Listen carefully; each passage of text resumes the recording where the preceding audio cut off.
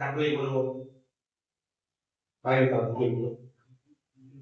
அன்பின் பரலோகப்பிதாவே, உங்களுடைய விலையை பெற்ற வார்த்தையை தியானிப்பதற்கு மருந்து சொல்கிறோம். நீங்க ஆணையம் கொடுத்து சொல்கிறோம். தியானிக்கிற 7வது வார்த்தையை நான் சொல்லித்தால் கேட்கிற எங்கள் அனைவரையும் புகழ்ச்சிருக்கிறோம். நீ பேச நாங்கள் கேட்கிறோம். பேசி நாமத்திற்காக ஆண்டவர் சிறுவிலை மொழித்த 7வது வார்த்தை அது. சற்று நேரத்துக்கு நாங்கள் வாசிக்கிறோம். இந்த வார்த்தையை நான் தியானிப்பதற்கு ஆண்டவர் கிருபை பாராட்டுகிறார். எங்கள் ஆண்டவருடைய சொல்கிறேன் சோதனை சொல்கிறேன். அது மட்டும் இல்ல, இந்த வாய்ப்பை நல்கிய சபையுடைய தலைமை குருவான ஐயாவுக்கும் உதவியாக மற்றும் கௌரவர்களுக்கும் மற்றும் திருச்சபை மக்கள் மூப்பர்கள் கமிட்டி மெம்பர்ஸ் அனைவருக்கும் என்னுடைய நன்றிகளையும் வாழ்த்து தெரிவித்துள்ளது. நம்ம 6ஆம் மணி வேலை நின்று கொண்டிருக்கிறேன். ஆண்டவர் சிவிலை அடையப்பட்டிருக்கிறார். கிட்டத்தட்ட முதல் நாள் இரவிலிருந்தே அவருக்கு மிகப்பெரிய சோதனை அலக்கழிக்கப்படுகிறார். அங்கும் இங்கும் விசாரணைக்கு கொண்டு போகப்படுகிறார். அது மட்டுமல்ல, கேள்வி கேட்கப்படுகின்றன. சாட்டைகள் சவுக்கடிகள் இருக்கிறது. தலையிலே உள்கீழம். இவ்வளவு பேருக்கு மத்தியில நூற்றுக்கதிகளுடைய கையில பிளாத்து ஒப்புகிறார். சிறுவர் அடையின்னு சொல்லி எல்லாவற்றையும் ஏற்றுக்கொண்டவராய் ஆண்டவராக இயேசு கிறிஸ்து பொழுதுதான் அவர்களுக்கு வந்து கொண்டிருக்கிறார். ரொம்ப பாரம் கஷ்டத்தின் மத்தியில் வராது பாத்தீங்கன்னா சிலுவையில அடைந்து கொண்டிருக்கிறாங்க. அப்படி அறிந்து கொண்டிருக்கும் பொழுது அவர் மொழிந்த 7வது வார்த்தை, இதாவே உங்களுடைய கைகளை நாவி ஒப்புகிறேன் என்று சொல்லி தலையை சாய்த்து ஜீவனை விட்டார் என்று சொல்லி எனக்கு ரொம்ப தெளிவா இருக்கு. யாரும் அவர் உயிரை எடுக்கல. இத பிலாத்து ஒப்பு கொடுத்தான். பிலாத்து உயிரை எடுக்கல. நூற்றுக்கதிபதி உயிரை எடுக்கல. அந்த சிலுவையை அடைந்த மக்கள் அவர் உயிரை எடுக்க முடியவில்லை. அவர் உயிரை அவராகத்தான் ஒப்பு கொடுக்கிறார். மிகப்பெரிய ஒரு சாட்சி அனுபவம். அது மட்டும் இல்ல, இந்த 7வது வார்த்தையினுடைய மறுபக்கம் என்ன என்பதை நாம் பார்க்கணும். இந்த 7வது வார்த்தையினுடைய அந்த முடிந்த பிறகு ஏற்பட்ட மறுபக்கம் என்ன நாம் பார்க்கணும். 2 விஷயங்கள் நம்ம சுத்தமா பார்த்துக்கலாம். அதாவது இவ்வளவு நேரம் இந்த இரவுல இருந்து அவர் கூட நூற்றுக்கதிபதி இருந்துட்டே இருக்காரு. எல்லாத்தையும் பார்க்கறாங்க. வாசிங்க லூக்கா 23:44-45. ஏறக்குறைய 6ஆம் மணி நேரம் 9ஆம் மணி நேரம் வரைக்கும் பூமியெங்கும் அந்தகாரம் உண்டாயிற்று. சூரியன் இருளடைந்தது. தேவாலயத்தின் திரைச்சீலை நடுவில் 2ஆக பிரிந்தது. இவ்வளவுதையும் நூற்றுக்கதிபதி பக்கத்தே இருக்க அப்படி பார்த்துட்டு இந்த நூற்றுக்கதிபதி ரொம்ப தெளிவா பார்த்தாரு. அது மட்டும் இல்ல, நம்ம அநேக சமயங்கள்ல கிறிஸ்துவை நம்ம எப்படி தெரிஞ்சுக்கணும்னா, சின்ன பிள்ளைல இருந்து பெற்றோர் சொல்லி கொடுத்துருக்காங்க. ஏசப்பா நல்லவர், வல்லவர், போதுமானவர் சொல்லி பெற்றோர் நிறைய கற்றுக் கொடுத்துருக்காங்க. அது மட்டும் இல்ல, சந்தோஷம் பண்ணோம்னா ஏசப்பா எதுக்கிட்ட அனுபவம் கொடுப்பாரு அப்படிங்கிற நிறைய சாட்சிகள் செய்திகள் நம்ம கேட்டிருக்கோம். நிறைய இந்த மாதிரி வாக்குகள் கேட்டிருக்கோம்.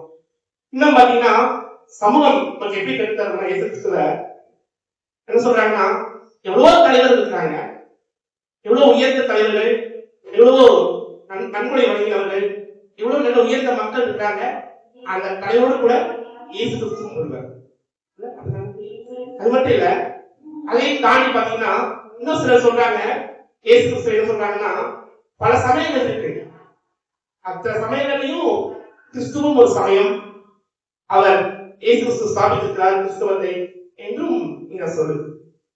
இன்னும் சிலர் என்ன சொல்றாங்கன்னா, உனக்கு கார் வேணுமா, கேள்வி ஆர்டர் கொடுப்பார். வீடு வேணுமா, கேள்வி ஆர்டர் கொடுப்பார்.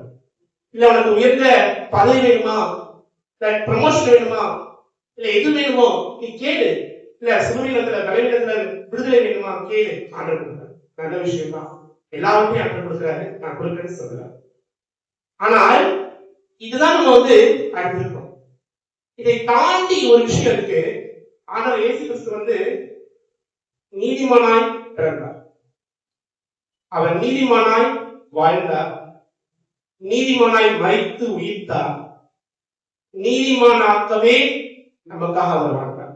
வாசிங்க லூக்கா 23:47. நூற்றுக்கணக்கில் சம்பவித்ததை கண்டு மெய்யாகவே இந்த மனுஷன் நீதிபரனாய் இருந்தான் என்று சொல்லி தேவனை மகிமைப்படுத்தினான். இந்த முதல் சொல்ல பார்த்தீங்கன்னா இந்த வார்த்தையின் மறுபக்கம். முதல் விஷயம், நாம் இயேசு கிறிஸ்துவை அறிந்திருக்கிறோம், இயேசு கிறிஸ்துவை புரிந்திருக்கிறோம், இயேசு கிறிஸ்து ஒரு நீதிபரர், என்னை நீதிமான் ஆக்க வந்திருக்கிறார் என்று விளங்கிக் கொண்டிருக்கிறோமா? இதுதான் முதல் கேள்வி. இந்த வார்த்தையுடைய மறுபக்கம், நூற்றுக்கு எவ்வளவு நாள் ஆண்டு இருந்தான்னு தெரியல, ஒருவேளை 12 மணி நேரம் கூட இருந்திருப்பார். அவ்வளவுதானே. நம்ம எவ்வளவு ஆண்டுகள் திருச்சென்று கொண்டு கொண்டிருக்கிறோம், எவ்வளவு வார்த்தைகளை கேட்டுக் கொண்டிருக்கிறோம், ஆண்டுதோறும் இந்த புனித வழியை அனுசரிக்கிறோம். ஆனால் நூற்றுக்கதிகளுடைய மிகப்பெரிய சாட்சி, அவன் அறிந்த மிகப்பெரிய மட்டுமல்ல, விளங்கிக் கொண்டான். ஆண்டவர் யார், அவரை விளங்கிக் கொண்ட நூற்றுக்கதிகள். நம்ம எப்படி இருக்கிறோம்? விளங்கிக் கொண்டிருக்கிறோமா? நான் இன்னும் எனக்கு அவர் கொடுக்கிறாரு, அப்படி கொடுக்கிறாரு, இப்படி கொடுக்கிறாரு அப்படிதான் சொல்லிட்டு இருக்கிறோமா? இல்ல அவர் இருக்கும் நிறைய செய்ய காத்திருக்கிறாரு, நல்லதுதான் செய்யறாரு. ஆனால் பாருங்க, பல சமயங்கள்ல நம்ம அநேக சமயங்கள் சொல்லுவோம், தேர்வு எழுத போகும்போது பாத்தீங்கன்னா என் கைய பேனாவை நான் பிடிப்பேன், என்ன ஆண்டவருக்கு எழுதி கொடுப்பார், செய்வார், உண்மைதான். ஆனால் இது ஒரு அறிதல் தான், விடுதல் இல்லை. இல்ல சில சமயம் என்ன சொல்லுவோம்னா, தேர்வு எழுதி முடிச்சுருவோம், முடிச்சதுக்கு அப்புறம் ரிசல்ட் வர வரைக்கும் காத்துட்டு இருப்போம், அதுக்கு ஜோ பண்ணவே மாட்டோம். ரிசல்ட் வரானே ஜோ பண்ணுவோம், நல்லா வந்து சொல்லி கேட்கிற நேரமும் தவறு, கேட்கிற மொழியும் தவறு. இவ்வளவு நேரம் இவ்வளவு நாட்கள் இருந்துச்சுல, திருத்துக்கிற பணியில யார் செயல்படுவாங்க, அவங்கதான் நம்ம பொறுமையை செலுத்தி இந்த ஆயத்தில் வந்து இருக்காரு. ஆனா தேர்வு ரிசல்ட் வரும்போது நல்ல மதிப்பெண்ணாண்டவரை நம்ம கற்றுக்கொள்ள வேண்டிய முதல் விஷயம், நூற்றுக்கு அதிகத்தை போல ஆண்டவராக இயேசு கிறிஸ்துவை நாம் விளங்கிக் கொள்ளவதாக இருக்கிறோம். இரண்டாவது ஒரு காரியத்தை பார்க்கணும். அதுல பாத்தீங்கன்னா 3 பேரை நாங்க கோயில் காட்டுறதுல, ஒண்ணு யோசேப்பு, அரிமத்தியா யோசேப்பு. ரெண்டாவது பாத்தீங்கன்னா நிக்கோதேமு, மூணாவது பிலாத்து. இந்த அரிமத்தியா ஊரான யோசேப்பு ரகசிய கிறிஸ்தவன், ஆண்டவரை பத்தி ரொம்ப ரகசியமா தான் இருந்திருந்தான். எத்தனை முறை அம்சத்தை கேட்டாலும் தெரியல, அப்படிலாம் இருக்க சொல்லப்படல. நிக்கோதேமு பாத்தீங்கன்னா 3ஆவது இடத்துல ஆண்டு சந்தித்து 3 கேள்வி கேட்டு விடை பெற்றுக் கொண்டு போகிறார். அவ்வளவுதான். ரகசிய கிறிஸ்தவர்களாக இருந்த இந்த இருவர் என்ன யோசிக்கிறாங்க தெரியுமா? யோசிக்கிறாங்க, இனி நம்ம ரகசிய இருக்க வேண்டாம். இந்த வார்த்தையை கேட்ட பிறகு மறுபக்கத்தில் இரண்டாவது விஷயம் கேட்ட என்ன பண்றாங்க, நேர பிளாட்டுக்கு போறாங்க. ஒரு துணிச்சல் வந்து பாத்தீங்களா, ஒரு தைரியம் வருது. மறைமுக கிறிஸ்தவர்கள் இல்ல, நாங்கள் வெளிப்படை கிறிஸ்தவர்கள் என்று சொல்லி நேரம் பிலாத்துட்டே போறாங்க. யாரு சிலுவையில் அடைய ஒப்பு கொடுக்க போறாங்க அவர்கிட்டயே போறாங்க. போய் கேட்கிறாங்க, இந்த உடலை கொடுங்க சொல்லி. அப்ப கேட்காரு, பிலாத்து கேட்டாரு, இவ்வளவு சீக்கிரமா வந்து விட்டாரா? அதாவது சிலுவையில் அடையப்பட்டாங்கன்னு சொன்னா 3 நாட்கள் ஆகும். ஆனால் ஒரு 3 to 6 மணி நேரத்துக்குள்ளாக அவர் மறுத்து விடுறார். இவ்வளவு சீக்கிரம் மறுத்து விட்டாரா? அது மட்டும் அவர் சொல்லல, இன்னும் என்ன செய்வாங்கன்னா, அப்படி சிலுவையில் அடையப்பட்டவங்க இறந்து போனதுக்கு அப்புறம் கல்லையில வந்து அடக்கம் பண்ணுவது மரபல்ல, முறை இல்லை, தூக்கி எரிஞ்சுவாங்க, பாடியை தூக்கி எரிஞ்சுவாங்க. காகங்களும் பறவைகளும் விலங்குகளும் தின்று போகும். இதுதான் வந்து மரபு. ஆனால் பிலாத்து சொல்றாரு, நான் அவரை காப்பாற்றதான் முடியல, கல்லையில அடக்கம் பண்ணது நான் அனுமதித்தாங்க. எங்க இருந்து வந்தது?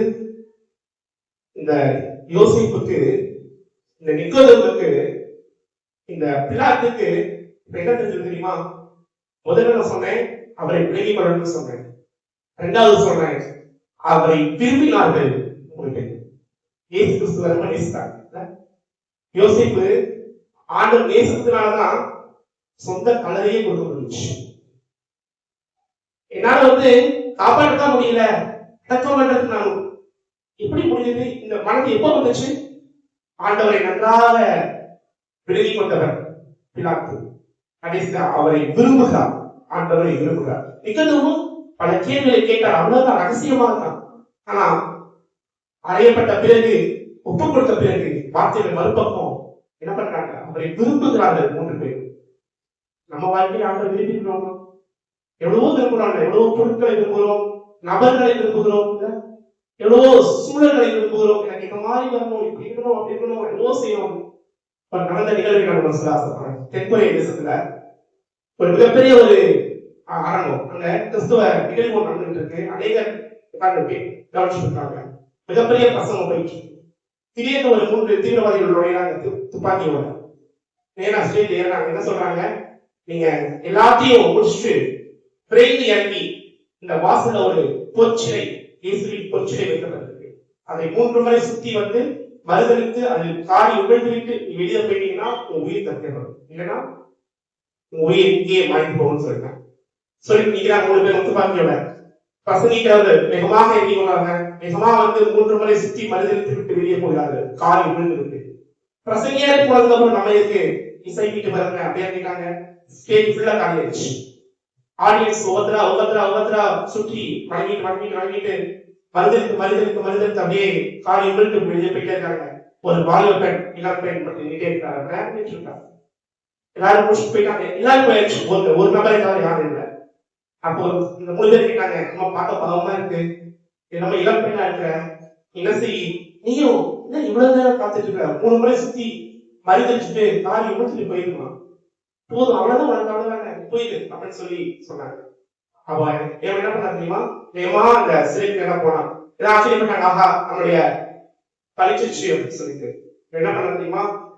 ஆயிரக்கணக்கான மக்கள் காரி உமிழ்ந்த எச்சில் நீரை தன் கைகால துடைத்து இருக்கிறார், சுத்தப்படுத்தார். இந்த பொற்சிலையை அலங்கோலமா இருக்கு, அழகான சிலை அலங்கோலமா இருக்கு. எல்லாவற்றையும் சுத்திகரித்து சுத்தம் செய்து விட்டு என்ன சொல்ற தெரியுமா? அதே கேட்டு சிறுவைக்கு சொல்றாங்க, சிலை பேரா என்னையை சுட்டுக் கொண்டுங்க அப்படின்னு சொல்லி ஈவிரக்கம் இல்லாத மக்கள் அவளையும் சுட்டுக் கொள்கிறார்கள். என்ன சொல்றது? இயேசுவை அவள் விரும்பியிருக்கிறார். நான் நிர்பட்ச பரலோகத்துக்கு போவேன். அவரை விரும்பினார், இயேசு கிறிஸ்து விரும்பினார் அவர்.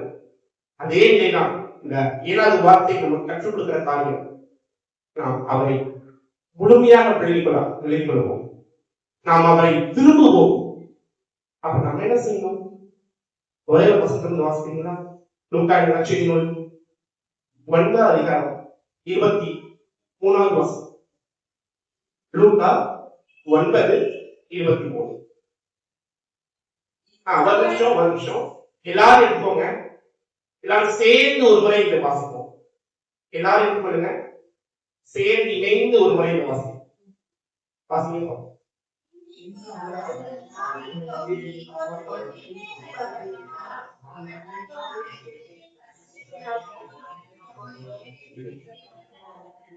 வார்த்தை நமக்கு சொல்ற ஒரே விஷயம் தான், அனுதினமும் தன் சிலுவையை எடுத்துக்கொண்டு.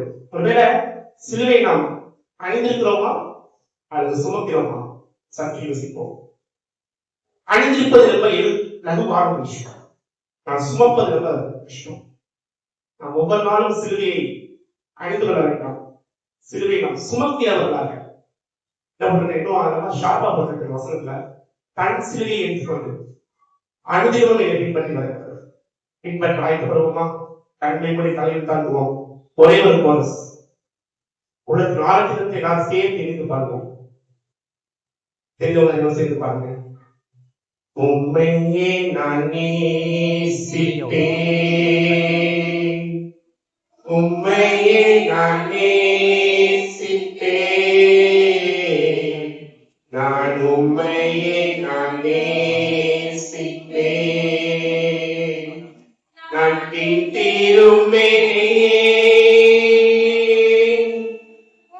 சந்நிதியின் முழங்காலில் நின்று உன் பாதையில் நான் நடந்திட்டான், இன்னல் துன்பமே வந்தாலும் நான் பின்திரும்பேனே, உன் சந்நிதியின் முழங்காலில் நின்று உன் பாதையில் நான் நடந்திட்டால் இன்னல் துன்பமே வந்தாலும் நான் விரும்புகிறேன். இயேசு நாமத்தில் ஜெபிக்கிறோம். ஆமென்.